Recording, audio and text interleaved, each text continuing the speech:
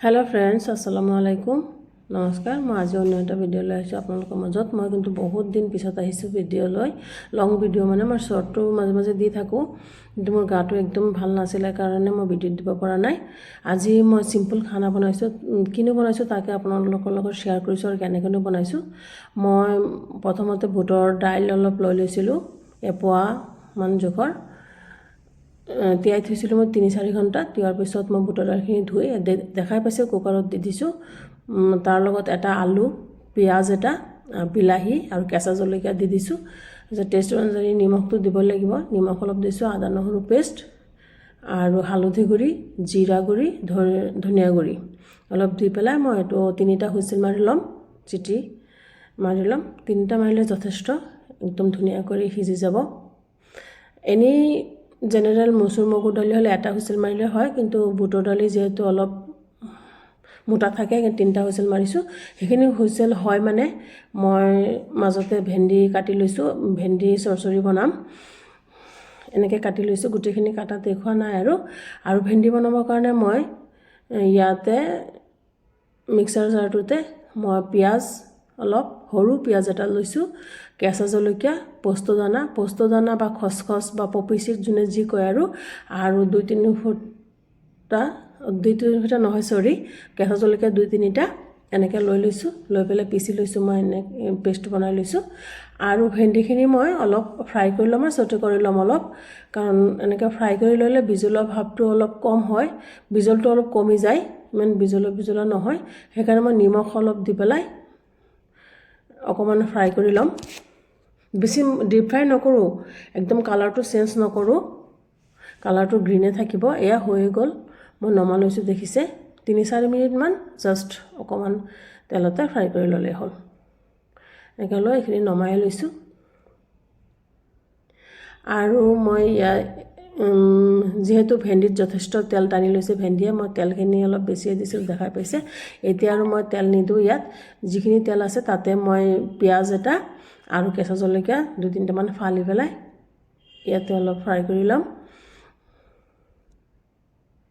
লৈ পেলাই মই যিখিনি পেষ্ট বনাই লৈছিলো পপি সিড দি পেলাই হেখিনি মই ইয়াতে দি দিম আদা নহৰু পেষ্ট অলপ দিছো আদা নহৰু কাৰণ পেষ্ট বনাওতে দিয়া নাছিলো এটা আদা নহৰু অলপ দি দিছো মই ইয়াতো কিন্তু জলকীয়া গুড়ি ইউজ নকৰো যেহেতু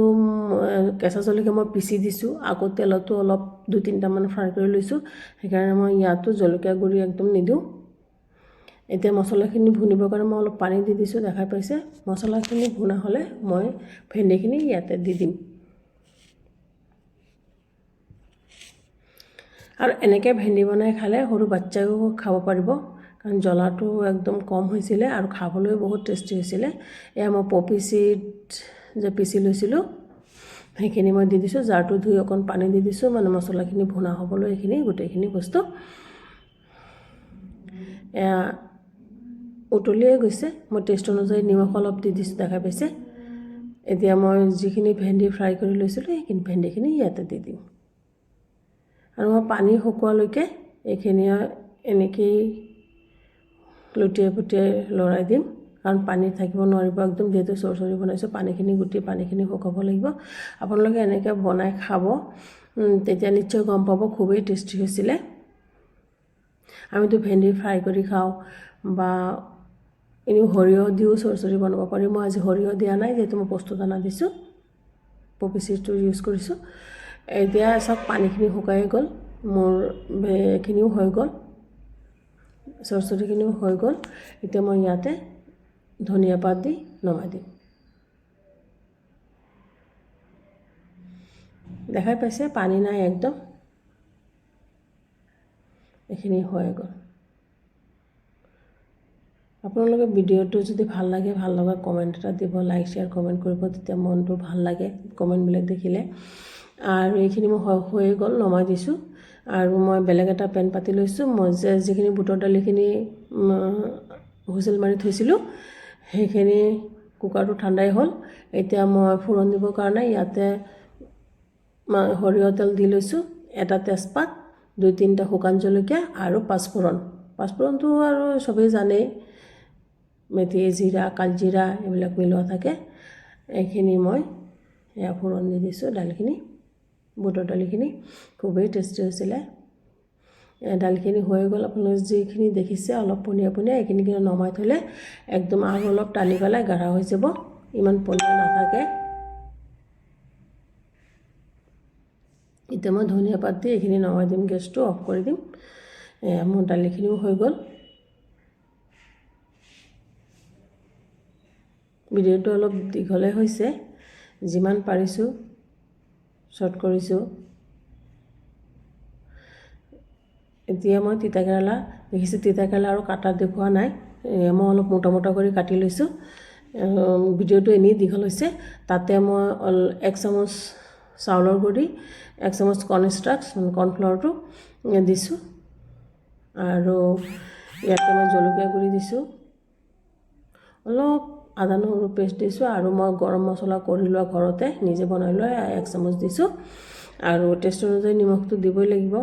দিছোঁ। এইখিনি ইমান মোহাৰিব নালাগে, জাষ্ট মিলাই ল'লেই হ'ল। মিলাই পেলাই এইখিনি এনেকৈ মিলাই পেলাই থৈ দিব নালাগে, থৈ দিলে পানীটো এৰি দিয়ে নিমখে, থৈ দিব নালাগে, লগে লগে ফ্ৰাই কৰিলে একদম খুব ধুনীয়া ক্ৰিস্পি হয়। মই পেন পাতিয়ে দিছোঁ, দেখা পাইছে। মই ইয়াতে তিতাকেৰেলাখিনি ফ্ৰাই কৰি ল'ম।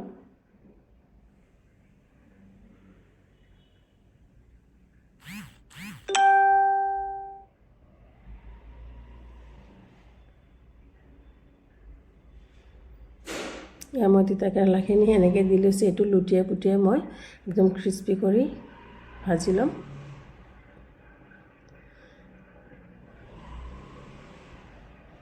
লুটিয়াইছোঁ, মোৰ ভাজা হৈয়ে গ'ল, ইমান সময় দেখুওৱা নাই, ভাজা হৈ গ'ল। এতিয়া আৰু খোৱাৰ সময়, মই ভাত উলিয়াই লৈছোঁ, আৰু এয়া বুটৰ দালি, দেখিছে মই কি কি বনাইছোঁ, তিতাকেৰেলা আৰু ভেন্দি চৰচৰি, কিন্তু খাবলৈ খুবেই টেষ্টি হৈছিলে। আপোনালোকে ট্ৰাই কৰি চাব পাৰে, আৰু ভিডিঅ'টো যদি ভাল লাগিছে আকৌ কৈছোঁ লাইক শ্বেয়াৰ কমেণ্ট কৰিব, ছাবস্ক্ৰাইব কৰিব। আজিলৈ ইমানেই। ভাল লাগিলে ভাল লগা কমেণ্ট এটা দিব। ভিডিঅ'টো চোৱাৰ কাৰণে বহুত বহুত ধন্যবাদ। থেংক ইউ আজিলৈ।